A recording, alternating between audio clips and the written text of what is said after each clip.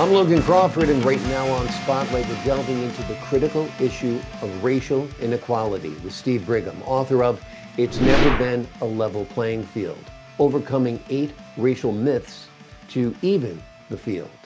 In this eye-opening book, Steve dissects deeply ingrained myths that perpetuate racial disparities in America, from housing and education to the justice system. With personal insight and decades of public engagement, Steve offers readers a roadmap for dismantling systemic racism and creating a more equitable future. We're delighted to have this very talented author join us here today on Spotlight. We thank the team at Atticus Publishing for helping us put him in the spotlight today. And we ask viewers like you to support authors like him by subscribing to our channel and by purchasing his amazing book. The links are below this interview. Steve, great to see you here today on Spotlight. Thanks, Logan. It's so great to be here. Great to have you on the show. Let me hit you with the question that a lot of critics might hit you with. And that is, we've had Barack Obama as president. We have Kamala Harris running as president now. Who says the playing field isn't level anymore? What do you say? Well, the myth back in 2008 after Barack Obama was elected was, oh, we're now in a post-racial society and nothing could be further from the truth. If you look at what's going on still in America today, we have inequities in education, in our economic system, in our health systems, in our justice systems. So a lot more African Americans have been able to be successful over the last 60 or 70 years, but it's still not the norm in the way it's the norm for white people. Exactly. There are some standouts, in Hollywood, on the political scene, but a lot of people could even argue it's still tokenism because that is not the norm, as you mentioned. Why do you think it is? Why do you think we're still at this point in our society where African Americans and Black Americans have not reached the level of achievement in some cases, prosperity in other cases, recognition in still other cases? Is it because of our deeply ingrained racism that dates back to the inception of our country? I mean, it really does, Logan. In the 1960s, when we had the Civil Rights Acts of 64, 65, and 68, which were supposed to really begin leveling the playing field, we didn't change enough at that point. It was a time of great, dissension in America. If you can remember, in the mid to late 60s, there were a lot of racial uprisings that were happening in Black neighborhoods, countering police brutality, countering the lack of jobs and the prolific economic discrimination. And we really didn't change systems. We passed some laws. We hoped for better, but in a lot of ways, the situation didn't change. So even today, we see major gaps in terms of household income for whites as opposed to blacks. The same 10-to-1 ratio of white wealth to black wealth. We see public schools as almost as segregated in the 2020s as they were in the 1960s. So we had a chance then. We didn't really change systems. We tweaked and adjusted systems. And quite honestly, and this may be uncomfortable to some listeners, there's been a lot of white resistance and pushback ever since the 60s to any semblance of Black progress in so many different arenas. Yeah. What do you say that a lot of it is linked to poverty? I mean, especially when you look at the criminal justice system, a lot of that is linked to the fact that, people who are accused of crimes can't afford attorneys like people of means can. The same thing's true in neighborhoods. You have an expensive neighborhood, you've got great schools. You've got a poor neighborhood, you've got lousy schools often. So a lot of it has to do with the income barrier between white people and Black people, don't you think? There's no doubt poverty plays a role. I think we need to understand how poverty in Black communities really was perpetuated over the decades, right? So going back to the 1920s and 1930s, we restricted Blacks in terms of being able to live in wealthier neighborhoods. We redlined in our cities so that banks no longer would provide any kind of financial lending for blacks to own their own houses. We restricted where blacks could live by creating the black ghetto. And those black ghettos from the 20s all the way up till today um, are places of high poverty. Yeah. And too many African Americans are still stuck in places like that. A lot more have moved out to the suburbs, thankfully. But if you look, for example, just where nearly 50% of African American kids still attend high poverty schools, only 6% of whites do. So there's no doubt that it's tied to poverty and lower incomes, but there's systemic factors in play there that have made that happen in the first place and perpetuated it ever since. Uh, I find it ironic that you have very high income areas, neighborhoods, communities that are largely segregated, predominantly white in many cases, very affluent. There are Harris wall signs on all of their lawns, and good luck trying to build affordable housing in that community or low income housing in that community, or changing zoning laws so people can have rentals on their property or within their property. So a lot of it is preaching that I'm for equity and I'm for change.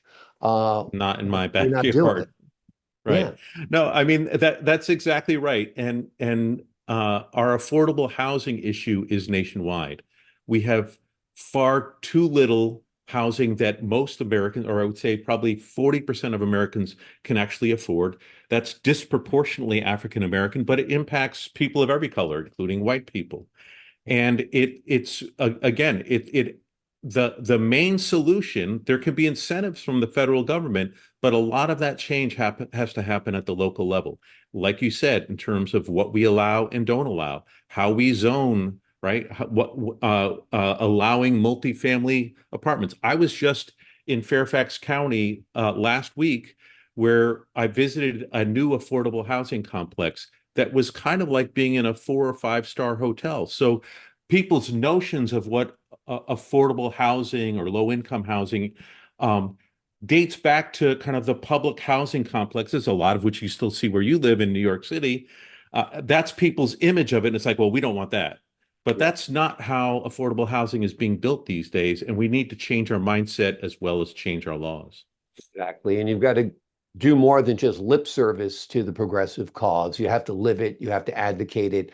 And most of the change actually does, as you mentioned, happen on the local level. Let's get into some of the 8 racial myths. Sure. Tell us what one of them are. Well, so the first one I'll mention is the access to genuine justice myth. Yeah. So I think most Americans say, yeah, something like the murder of George Floyd happened, and there are other cases like that, but those are kind of anomalies. But in general, we all access the same, criminal justice system. Well, it's just not true. And I want to read one statistic that really I didn't know about until I started writing the book. Blacks make up 15% of the country's drug users, but they're 37% of those arrested for drug violations, 59% of those convicted, 74% of those sent to prison for a drug offense. You can't argue that whites are facing that same system because they're not, even if they are quote unquote drug offenders. So there really is a bifurcated or dual justice system, and blacks face a much more severe and kind of concentrated injustice system in a lot of cases. And again, a lot of this, as you said before, it ties to living in high poverty neighborhoods, but it's also how we decided to enact justice in a lot of those communities, starting in the 70s and 80s and the crackdowns in a way that we didn't crack down in white neighborhoods that were dealing cocaine at the same level as crack was being dealt in the cities. Exactly. If you were to stop and frisk people in Greenwich, Connecticut, you'd probably find just as many drugs in their pockets as you do as people in New York City. The difference is the people in Greenwich, Connecticut have lawyers that'll stop you from doing that.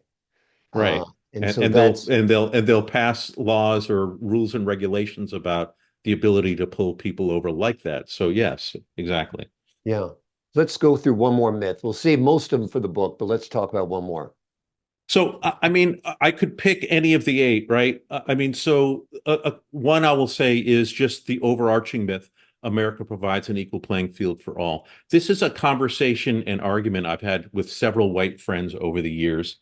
And for me, the writing of the book allowed me to finally make more compelling and coherent arguments.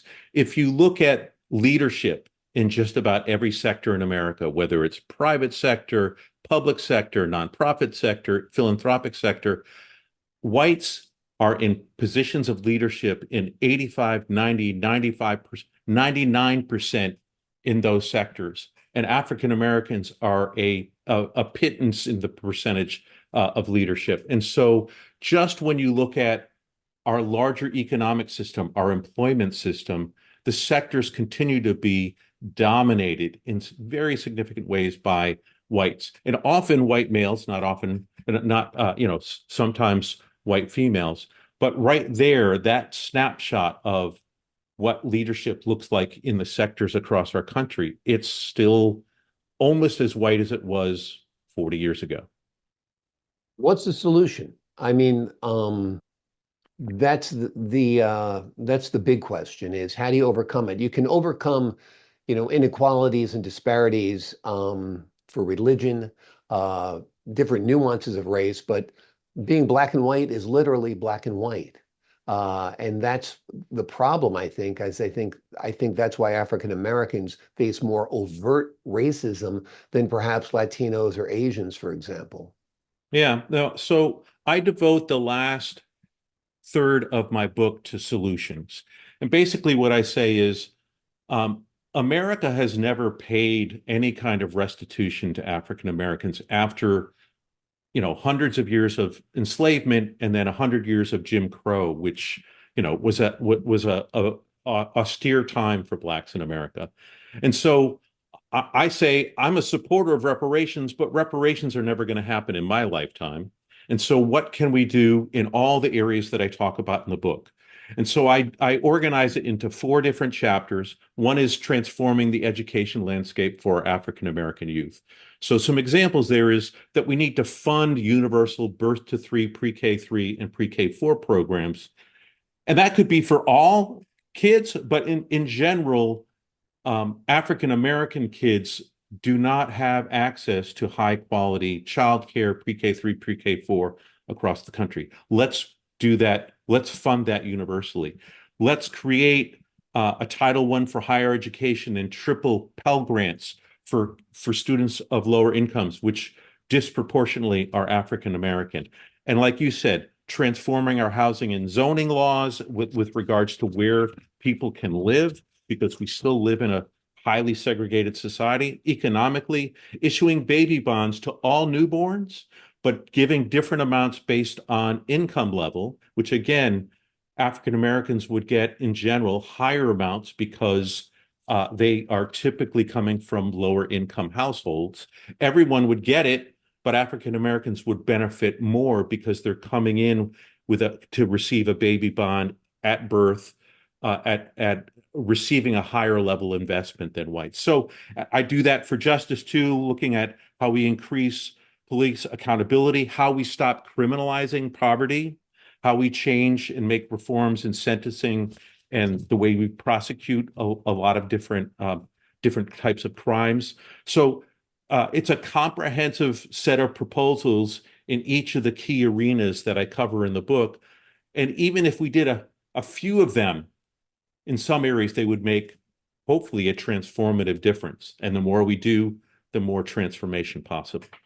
I agree. You've covered a lot here, Steve, unpacked a lot, and I think you're really on the money with a lot of it, if not all of it. And I think to make it palatable to the American voter, tie it to poverty, tie it to income. And like you said, African Americans will largely benefit from it anyway because they're the ones who are in poverty in many cases.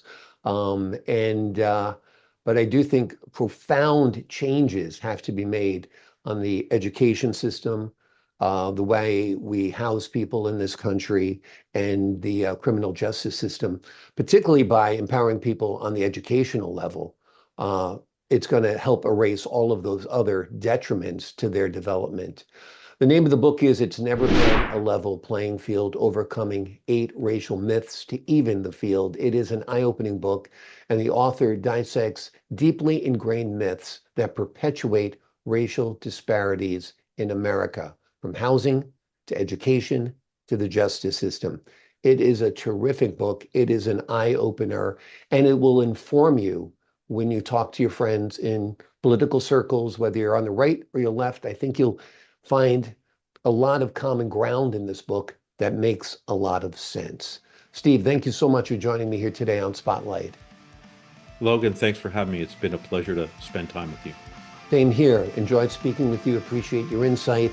And to the folks at home, I'm Logan Crawford, thanking you for your time this time. Until next time on Spotlight.